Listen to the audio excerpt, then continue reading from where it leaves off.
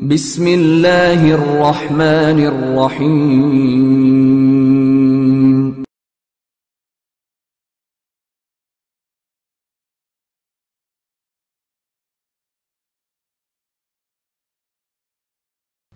ایک مرتبہ حضرت معاذ بن جبل رسول اللہ صلی اللہ علیہ وسلم کے پیچھے سواری پر سوار تھے۔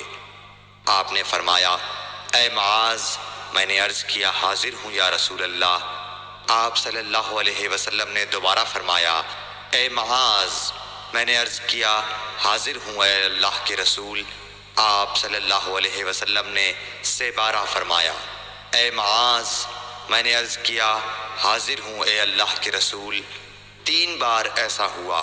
اس کے بعد آپ صلی اللہ علیہ وسلم نے فرمایا کہ جو شخص سچے دل سے اس بات کی گواہی دے کہ اللہ کے سوا کوئی معبود نہیں ہے اور محمد صلی اللہ علیہ وسلم اللہ کے سچے رسول ہیں، اللہ تعالیٰ اس کو دوزخ کی آگ پر حرام کر دیتا ہے۔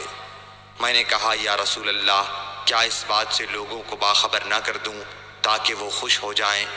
آپ صلی اللہ علیہ وسلم نے فرمایا، اگر تم یہ خبر سناؤ گے تو لوگ اس پر بھروسہ کر بیٹھیں گے اور عمل چھوڑ دیں گے۔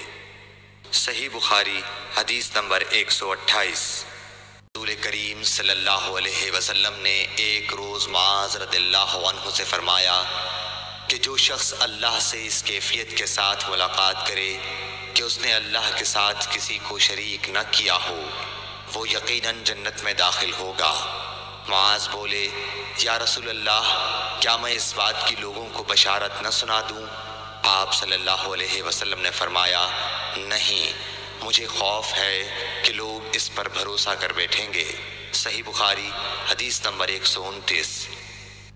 ام سلیم نامی ایک عورت رسول کریم صلی اللہ علیہ وسلم کی خدمت اقدس میں حاضر ہوئی اور عرض کیا کہ یا رسول اللہ، اللہ تعالی حق بات بیان کرنے سے نہیں شرماتا، اس لیے میں پوچھتی ہوں کہ کیا احتلام سے عورت پر بھی غسل ضروری ہے؟ آپ صلی اللہ علیہ وسلم نے فرمایا کہ ہاں، جب عورت پانی دیکھ لے، یعنی کپڑے وغیرہ پر منی کا اثر معلوم ہو۔ تو یہ سن کر حضرت ام سلمہ رضی اللہ عنہا نے شرم کی وجہ سے اپنا چہرہ چھپا لیا اور کہا، یا رسول اللہ، کیا عورت کو بھی احتلام ہوتا ہے؟ آپ نے فرمایا، ہاں، تیرے ہاتھ خاک آلود ہوں، پھر کیوں اس کا بچہ اس کی صورت کے مشابہ ہوتا ہے؟ یعنی یہی اس کے احتلام کا ثبوت ہے۔ صحیح بخاری حدیث نمبر 130۔ رسول اللہ صلی اللہ علیہ وسلم نے ایک مرتبہ فرمایا کہ درختوں میں سے ایک درخت ایسا ہے جس کے پتے کبھی نہیں جھڑتے اور اس کی مثال مسلمان جیسی ہے، مجھے بتلاؤ وہ کیا درخت ہے؟ تو لوگ جنگلی درختوں کی سوچ میں پڑ گئے اور عبداللہ بن عمر کے دل میں آیا کہ میں بتلا دوں کہ وہ کھجور کا پیڑ ہے۔ عبداللہ کہتے ہیں کہ پھر مجھے شرم آ گئی اور میں چپ ہی رہا۔ تب لوگوں نے عرض کیا، یا رسول اللہ، آپ ہی خود اس کے بارے میں بتلائیے۔ آپ نے فرمایا، وہ کھجور ہے۔ عبداللہ کہتے ہیں کہ میرے جی میں جو بات تھی وہ اپنے والد حضرت عمر رضی اللہ عنہ کو بتلائی۔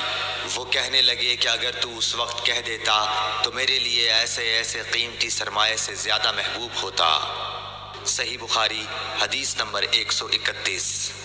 حضرت علی رضی اللہ تعالی عنہ سے روایت ہے کہ میں ایسا شخص تھا جسے جریان مزی کی شکایت تھی، تو میں نے اپنے شاگرد مقداد کو حکم دیا کہ وہ رسول اللہ صلی اللہ علیہ وسلم سے دریافت کریں۔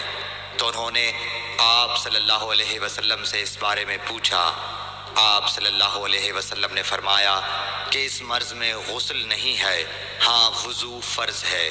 صحیح بخاری حدیث نمبر 132۔ ایک آدمی نے مسجد میں کھڑے ہو کر عرض کیا، یا رسول اللہ، آپ ہمیں کس جگہ سے احرام باندھنے کا حکم دیتے ہیں؟ تو رسول اللہ صلی اللہ علیہ وسلم نے فرمایا، مدینے والے ذوالحلیفہ سے احرام باندھیں اور اہل شام جحفہ سے اور نجد والے قرن منازل سے۔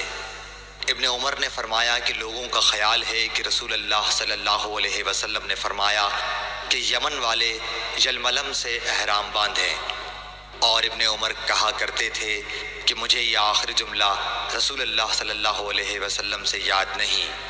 صحیح بخاری حدیث نمبر 133۔ ایک شخص نے آپ صلی اللہ علیہ وسلم سے پوچھا کہ احرام باندھنے والے کو کیا پہننا چاہیے؟